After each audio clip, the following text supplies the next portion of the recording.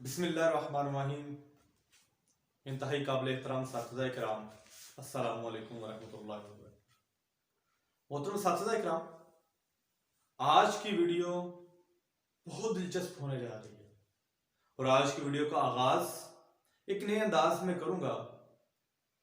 इस वीडियो के आगाज में कुछ सवालात आपके सोचने के लिए कि आप इन पे कुछ सोचें और इनके जवाबात आप मुझे कमेंट में लाजमी कीजिएगा और इन सवालात के जवाबात मैं वीडियो में भी शेयर करूंगा और इन सवालात के बाद हम अपने वीडियो के असल टॉपिक की तरफ आए।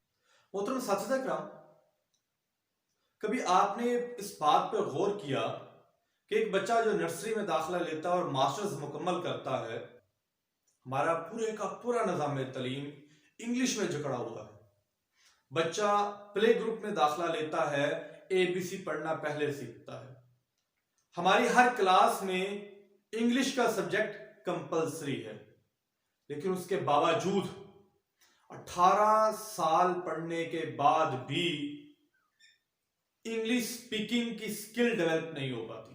क्या हमारे निज़ाम तालीम में नुक्स है या असातिज़ा के पढ़ाने के तरीके कार में फर्क है? ये पहला बड़ा बुनियादी सवाल है। बड़ा पर्सनल एक्सपीरियंस आपसे मैं शेयर करूं कि कुछ गांव देहात के प्राइमरी स्कूल्स पे हमने एक्सपेरिमेंट किया।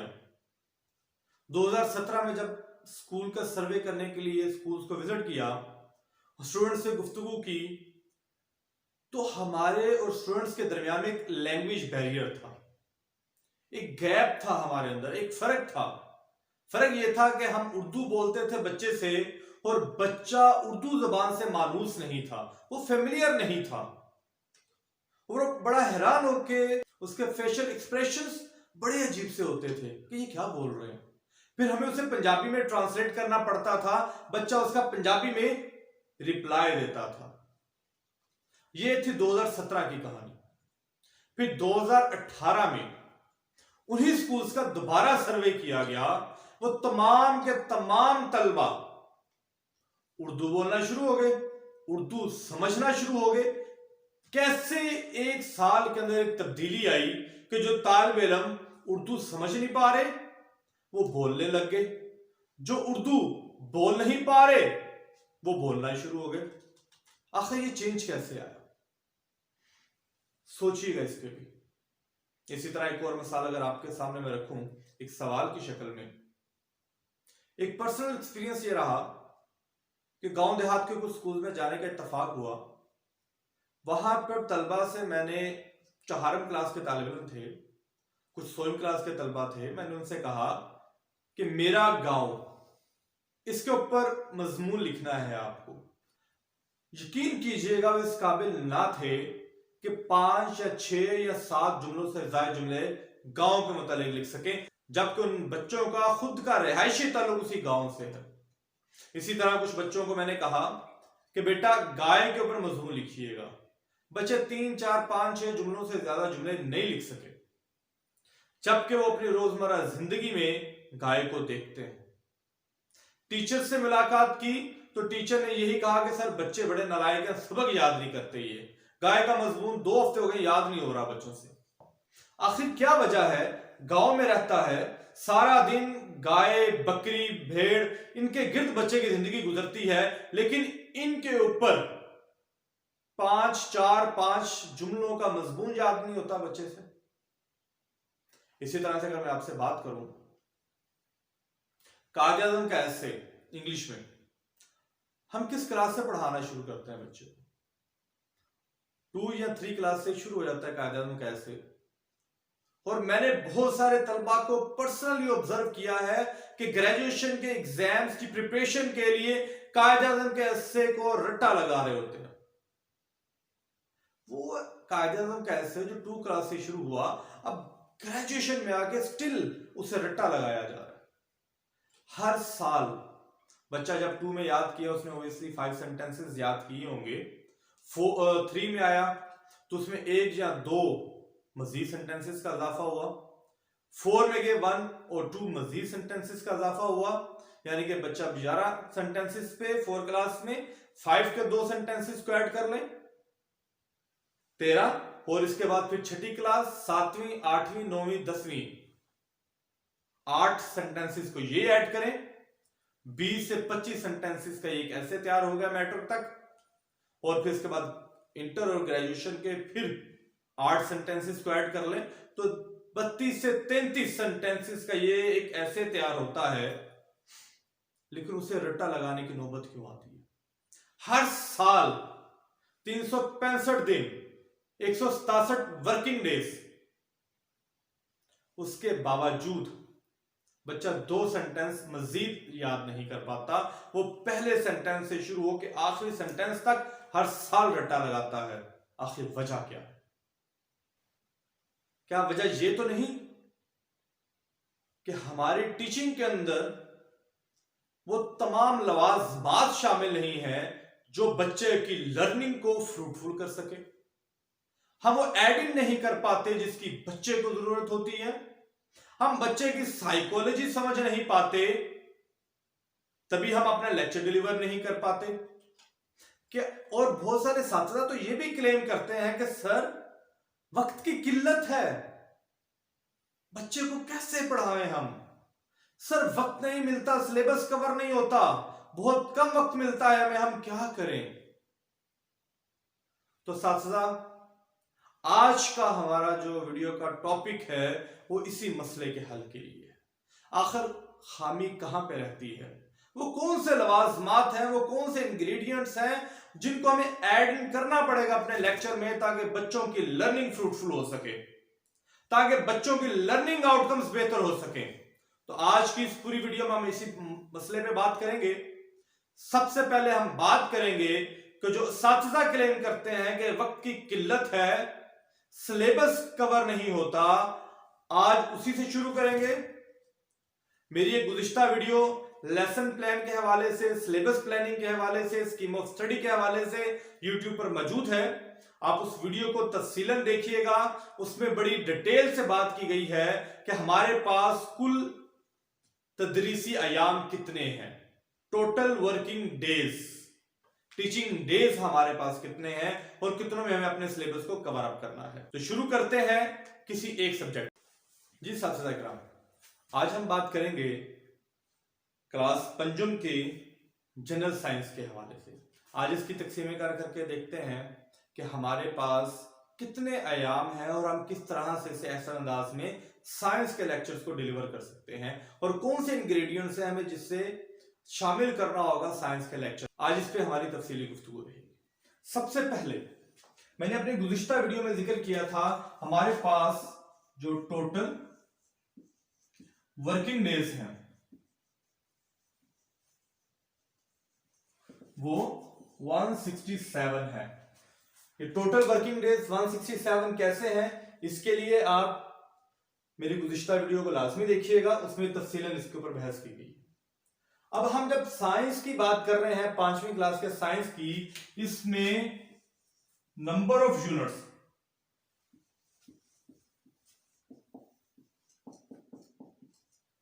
ये है जी टोटल 8। सादी सी बात है, हमारे पास 167 दिन है और हमने 8 यूनिट्स को पढ़ाना है बच्चे को। तो हमारे पास एक यूनिट को पढ़ाने के लिए कितने अयाम मौजूद हैं? सिंपल सा फार्मूला, 167 को हम डिवाइड अगर करें 8 से तो इसका जो आंसर आएगा वो आएगा ऑलमोस्ट 20 या 21। 20 या 21 दिनों में अब हमें एक यूनिट को पढ़ाना है। How many days we have for teaching 1 unit of science? 20 days. Total days for 1 unit वो है जी 20। अगर हम बात करें तो ऑलमोस्ट ये 1 महीना है हमारे पास पढ़ाने के लिए। अब 20 दिनों में हमें एक यूनिट कवर करना है, इसे बच्चे को पढ़ाना है, ये बच्चे को समझाना है, लेकिन इसके आउटकम्स मुस्बत क्यों नहीं हो पाते, लर्निंग फ्रूटफुल क्यों नहीं हो पाती? मैंने देखा कि टीचर्स क्या करते हैं, बच्चे का ज्यादा वक्त रीडिंग पे सर्व कर देते हैं। जब भी क्लास को ऑब्जर्व करें, क्या हो रहा है? सर हम साइंस की रीडिंग कर रहे हैं, तो सोच के तो देखें, भला कोई साइंस की भी रीडिंग करता है? साइंस में भी वही उर्दू के अल्फाज इस्तेमाल हुए हैं, अगर उर्दू मीडियम है। अगर इंग्लिश मीडियम है तो वही इंग्लिश के अल्फाज हैं जो आप इंग्लिश सब्जेक्ट में पढ़ रहे हो, जो आप उर्दू के मजमून में पढ़ रहे हो। बार बार उन्हीं अल्फाज को दोहरा रहे हो, दोहरा रहे हो, दोहरा रहे हो। आप अपना वक्त जाय कर रहे हो, आप अपना टोटल टाइम वेस्ट कर रहे हो। अब बच्चा 5वीं के लेवल पर है, उसे टीचर एक एक बच्चे को खड़ा करके एक एक टॉपिक की रीडिंग करवा रहा है। जब एक एक टॉपिक की एक एक बच्चा रीडिंग करेगा, obviously it is very time taking activity, नताइज 0। अब करना हमें क्या है? अगर हम लोग एक यूनिट के लिए 20 दिन है तो हमें यह देखना है हमारे पास एक यूनिट में टोटल टॉपिक्स कितने हैं। हमारे पास जो साइंस का हम पहला यूनिट लेंगे, वो पहला यूनिट है हमारे पास जानदारों की जमात बंदी। अगर हम इस यूनिट की बात करें, इसे पढ़ाने के लिए हमारे पास 20 दिन है, और इन 20 दिनों में अगर आप इस पूरे के पूरे यूनिट को देखें तो आप देखोगे आपके पास सिर्फ 4 टॉपिक्स हैं इसके।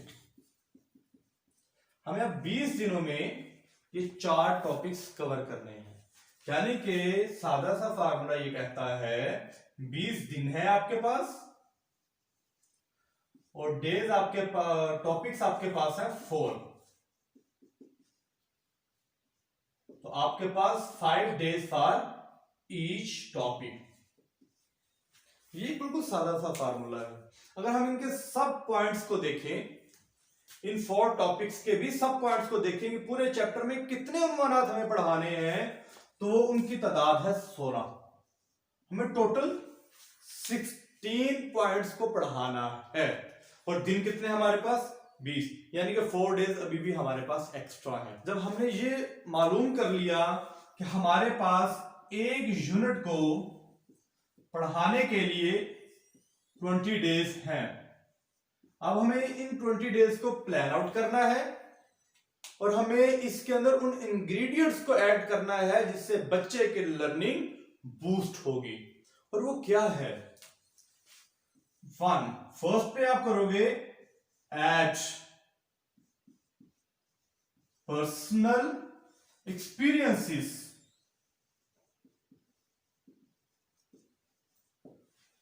आप अपने लेक्चर में बच्चे के पर्सनल एक्सपीरियंसेस को इस टॉपिक में ऐड करो जो आप पढ़ा रहे हो। मिसाल के तौर पे, अगर आप जानवरों के मतलब पढ़ा रहे हो, इसी साइंस का जो पहला यूनिट की बात कर रहे हो उसके अंदर एक टॉपिक आता है जानवर, फिर एक आता है पौधे। अब ये वो टॉपिक्स हैं। अब इसके अंदर लिखा हुआ है कि जी जानवर जो है वो अपनी खुराक के लिए दूसरों पर इन्हसार करते हैं, वो पौधों से अपनी खुराक हासिल करते हैं, या दूसरे जानवरों को शिकार करके वो खुद अपनी खुराक हासिल करते हैं। इसके क्या प्रैक्टिकल एग्जाम्पल बच्चे ने अपनी लाइफ में नहीं देखी? बच्चे से क्वेश्चन करो, बेटा गाय अपना खाना कैसे खाती है, कहां से खाती है, क्या खाना होता है गाय का? ये सादा सा सवाल ऐड करो, ये बच्चे के पर्सनल लाइफ को, पर्सनल एक्सपीरियंस को टच करेगा।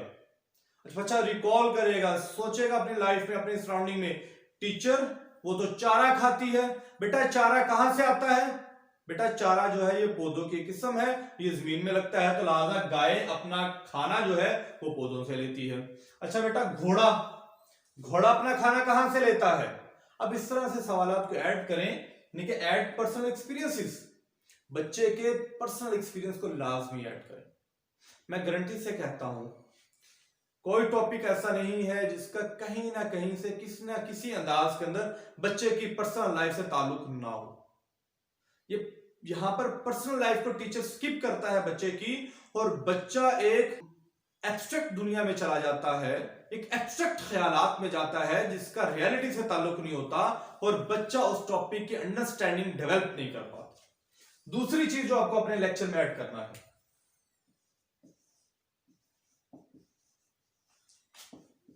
Add practicals. प्रैक्टिकल्स क्या हो सकते हैं?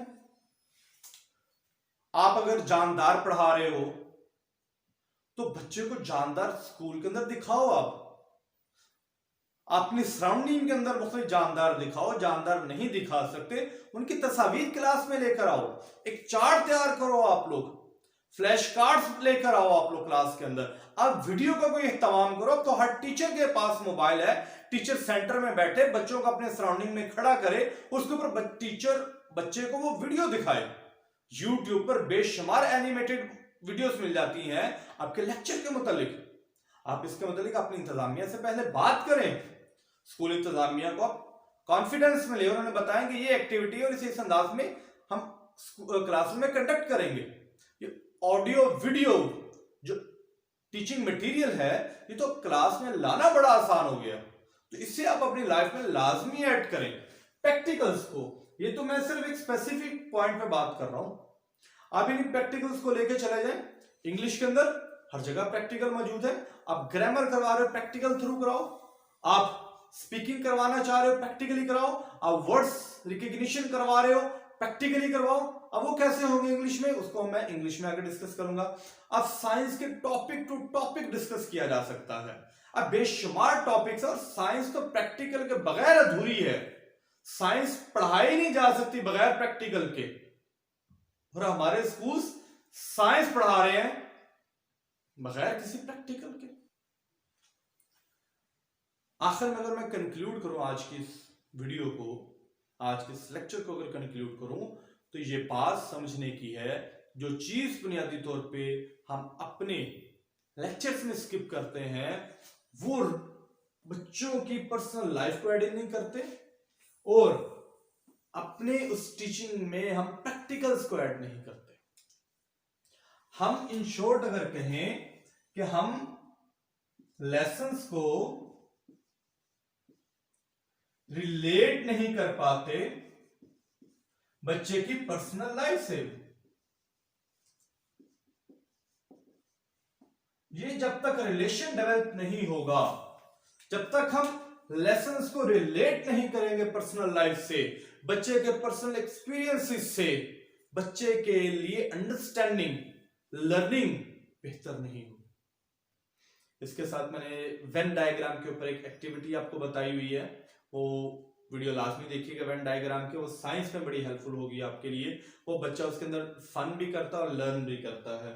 और आखिर में बात ये कहूंगा कि अपने लेसन्स को आप लास्ट में बच्चे की पर्सनल लाइफ के साथ रिलेट करें, और ये करके देखिएगा तो इंशाल्लाह ताला आपको मैजिकल इफेक्ट्स मिलेंगे। मैं उम्मीद करता हूं कि आज की इस वीडियो के अंदर जितनी बातें की गई हैं, आप एक लम्हे के लिए रुककर इन बातों के ऊपर गौर फिक्र भी करेंगे, और इसे अपनी रोजमर्रा की टीचिंग में ऐड करने के लिए फिक्रमंद भी होंगे, और इसे ऐड करके उसके मुस्बत असरात भी आप हासिल करेंगे। बहुत शुक्रिया।